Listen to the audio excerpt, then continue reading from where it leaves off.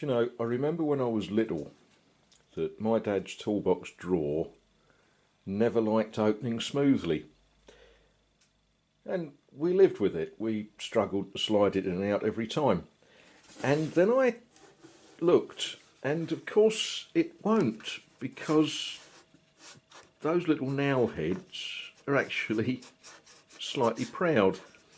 So I'm going to find me punch and my hammer and do something about that. Okay, well that's set them. Now, a little dodge for everybody who wants drawers to run nicely. If you visit places that use lots of these, get a shorty, get one that's nearly worn out, and then wax. You'd be surprised what difference that will make to the way that a drawer slides.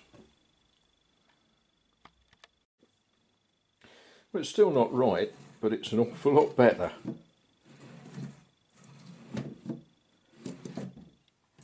Yeah, it was always a rough and ready job, this one, but that's miles better than it was. Right, I think I'd better just a little drop of oil on those hinges, I think.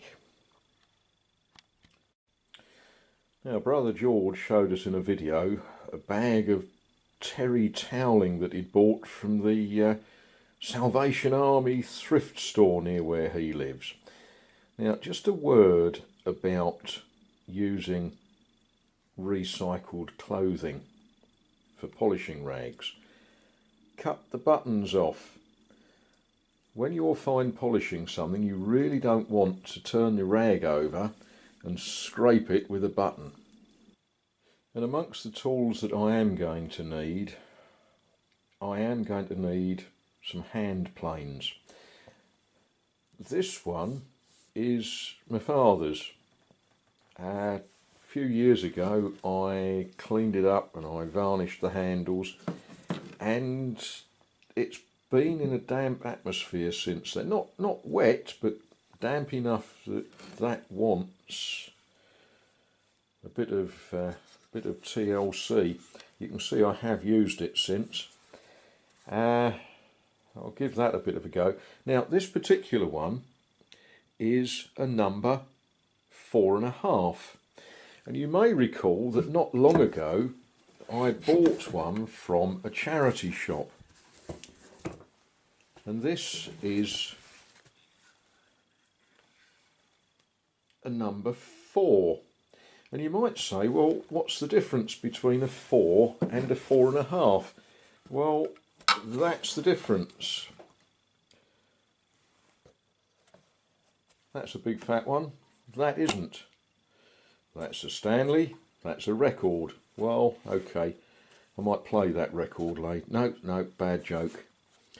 But yeah, that's the difference between a 4 and a 4.5. Let me find a stick of inches and we'll show you what that means. The 4.5 is that wide, and the number 4 is that wide.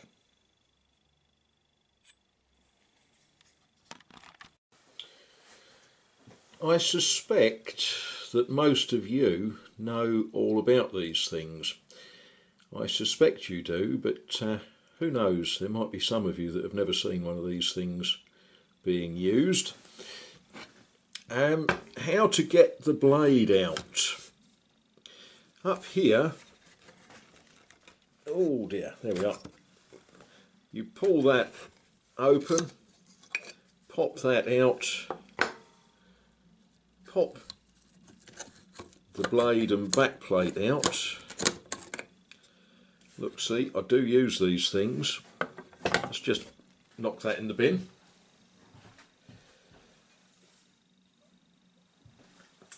That's better. Now, when you're sharpening the blade, the way I was always taught is to use the front of that bit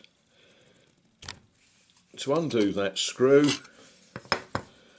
and then slide, come on, the backing plate from the blade. Then you can put an edge on it. This blade, as you can see, has been sharpened quite a few times, judging from the distance from that keyhole to the cutting edge, and I can feel that it's got a burr on it.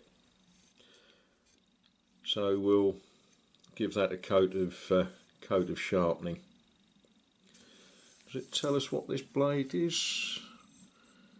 It's tungsten steel. Tungsten steel, best crucible cast, made in England. Yeah, I wonder if we still make stuff like that in England now.